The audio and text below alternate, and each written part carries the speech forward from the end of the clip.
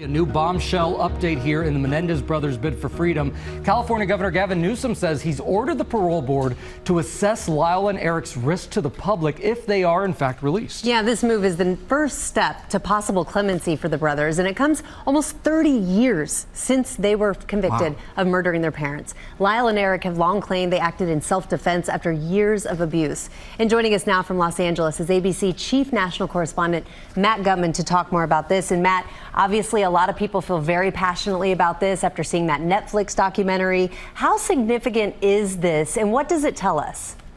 Rhiannon, it is huge. First of all, it tells us that Governor Gavin Newsom is thinking about granting the brothers clemency. And that is a big move because for months he kind of sat on the sideline and seemed to defer the decision to LA's new DA, Nathan Hochman. But now he has set up this investigatory committee that is going to assess whether the Menendez brothers can be released to the public. And if they decide that they can, it means he will likely change or commute their sentence from life without the possibility of parole for murdering their two parents to something else. And that opens the door for a parole board to assess their case and possibly release them. This is obviously a long process. It's going to take months, but this is a critical and massive new step, guys. But Matt, even though it's the same crime, what you're hearing is that the findings may actually be different for each of the brothers because of their conduct in prison.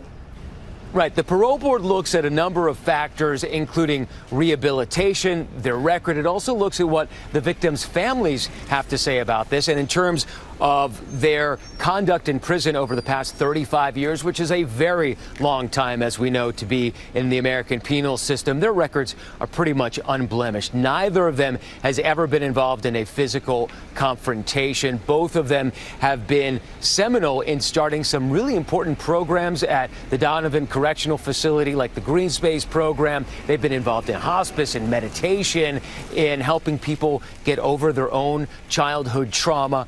But there is an asterisk next to Lyle Menendez's name. He's got a couple of minor infractions, neither of them violent, but it could change the way the parole board views them, and it could change the way that they're actually released if they are released. The other major issue is the families. In this case, the victims' families are also the families of the brothers, and they have been really vocal in supporting their release, demanding it. In fact, we're going to likely hear from them today, again, calling for their release. So that is definitely in the Menendez brothers' favor as well. And clemency isn't the only avenue they're pursuing. That's actually one of three the brothers have been pursuing. Another is what's called habeas corpus petition. And just last week, the LA County DA asked the court to deny it. So is that completely done? Walk us through what that means.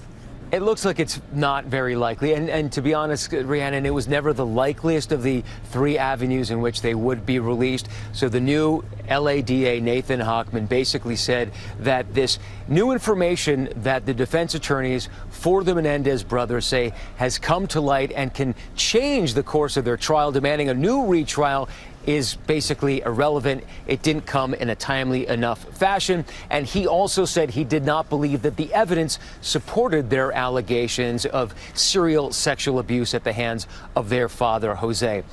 And that actually upset lots of people around the country, including, I'm told, from sources in Sacramento, Governor Gavin Newsom. And that, and specifically Hochman's regard to the way he was talking about the allegations of sexual abuse, prompted Governor Gavin Newsom to step in and announce the assessment of their parole and the possibility of their release. It really jump-started his action just this week, guys. A lot of people will be watching very closely, including you, Matt. Thank you so much.